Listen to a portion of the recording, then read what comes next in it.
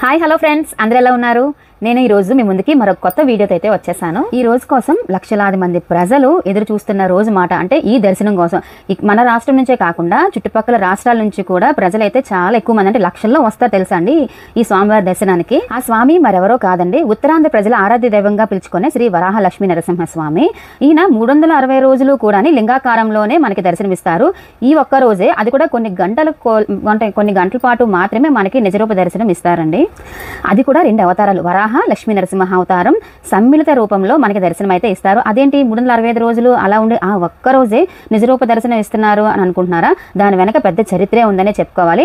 ఇప్పుడైతే ఆ చరిత్ర కోసం అయితే మనం తెలుసుకుందామా ఫ్రెండ్స్. ఈ వీడియోని ఎక్కడ స్కిప్ చేయకుండా చూడండి. ప్లీజ్ లైక్ చేయండి, షేర్ చేయండి, అలాగే కామెంట్ చేయడం అయితే మర్చిపోకండి. మీరు కామెంట్ చేయడం ద్వారా ఈ వీడియో ఇంకొకరికి సజెషన్ ద్వారా అయితే వెళ్తుంది, అంటే ఇంకొక నలుగురికి వెళ్తుంది, కాబట్టి వాళ్ళు కూడా ఈ వీడియో చూడగలుగుతారు మీ నుంచి. అయితే మీరు కామెంట్ అయితే చేయడం మర్చిపోకండి. స్వామివారి చందనోత్సవం చెప్పుకునే ముందు స్వామి ఇక్కడ ఎలా వెలిసిన వైనం ఎలా ఉందో, ఆ వెలిసిన వైనానికి ఇక్కడ జరిగే చందనోత్సవానికి గల సంబంధం ఏమిటో తెలుసుకుందాము. హిరణ్యకశిపుని కుమారుడు ప్రహ్లాదుడు మహావిష్ణు భక్తుడు. అయితే హరిద్వేష అయిన హిరణ్యకశిపుడికి ఇది నచ్చకపోవడంతో కుమారుణ్ణి విష్ణు భక్తి నుంచి మళ్లించడానికి ఎన్నో ప్రయత్నాలు చేసినా, శిక్షలు విధించినా వాటన్నిటి నుంచి విష్ణుమూర్తి ప్రహ్లాదుణ్ణి రక్షించడం, చివరికి శ్రీమన్నారాయణుడు మృగ శరీరంతో నరసింహనగా వచ్చి హిరణ్యకశిపుడిని సంహరించడం పురాణాల్లో చెప్పుకున్నాం. ఆ తర్వాత ప్రహ్లాదుడు స్వామి కోసం అయితే తపస్సు చేస్తే స్వామి అయితే అప్పుడు ప్రత్యక్షమయ్యారన్నమాట. అప్పుడు అన్నాడంట ప్రహ్లాదుడు, మా చిన్నాన్ని సంహరించడానికి ఒక అవతారం ఎత్తారు, అలాగే మా నాన్నగారిని సంహరించడానికి అయితే ఇంకొక అవతారం ఎత్తారు, కానీ ఆ 2 రూపాలను కలిపి చూడాలని అనిపిస్తుంది స్వామి అని వేడుకున్నారంట.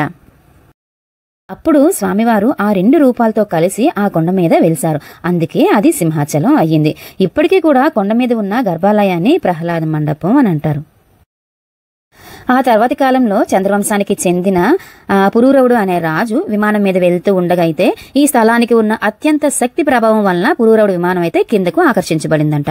అప్పుడు ఆ రాజుకి పుట్టలో కప్పబడి ఉన్న వరాహ నరసింహస్వామి వారు కనిపించారంట.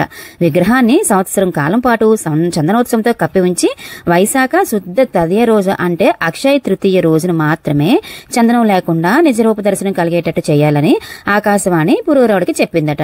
ఆకాశవాణి పలికిన పలుకుల మేర పురూరవుడు వరాహ నరసింహస్వామి వారికి దేవస్థానాన్ని నిర్మించారు. ఆ సాంప్రదాయమే ఇప్పటికీ పాటించబడుతుంది. అందుకే సంవత్సరానికి 12 గంటలు మాత్రమే ఈ దేవుని దర్శనం భక్తులకి నిజరూప దర్శనంగా లభిస్తుందన్నమాట. మిగిలిన 365 రోజుల సమయంలో కూడా అంతా చందనంతో కప్పబడి ఉంటుంది స్వామివారికి. ఈ నిజరూప సమయాన్ని చందనయాత్ర లేదా అక్షయ తృతీయ చందనోత్సవం అని పిలుస్తారు. అది చందనోత్సవం మనకు ఉన్న అసలు కథన్నమాట. సరే, అసలు ఈ చందనోత్సవం చందనయాత్ర అంటే ఏంటి అంటే, స్వామి మీద ఉన్న 120 కిలోల చందనాన్ని తీయడం, మళ్ళీ కొంచెం చందనాన్ని అల్లడం, అదే ఈ చందనయాత్ర అంటే. అసలు ఏం జరుగుతుందంటే, అక్షయ తృతీయ ముందు రోజు రాత్రి ఏం చేస్తారంటే ఆ చందనాన్ని ఒలిచే కార్యక్రమాన్ని అయితే మొదలు పెడతారు.